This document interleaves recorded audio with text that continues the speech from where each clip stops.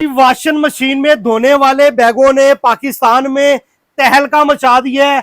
पाकिस्तान का वो गोदाम जो आज तक कोई ना ढूंढ सका, आपके भाई ने ढूंढ लिया है। यहां से आपको स्कूल बैग मिलने जा रहे हैं सिर्फ और सिर्फ 90 रुपए, 100 रुपए, 150 रुपए, 200 रुपए, 250 रुपए, 300 रुपए, 400 रुपए। इसके अलावा अगर आपने शोल्डर बैग लैपटॉप वाले लेने हैं वो भी आपको मिलेंगे 450 से वैरायटी शुरू है।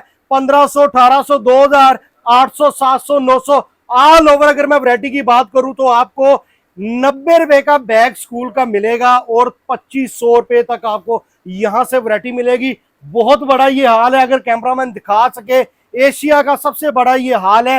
यहां से आपको बंडलों के बंडल बैगों के मिलेंगे और सबसे बड़ा जो रिलीफ मिलने जा रहा है, घर बैठे आप एक बैग भी ले सकते हैं, ऑनलाइन भी मंगवा सकते हैं। तो देर किस बात की है, अभी फोन उठाएं, नंबर मिलाएं, स्क्रीन पर नंबर चल रहा है, अभी ऑर्डर करने के लिए इस नंबर पर राब्ता करें।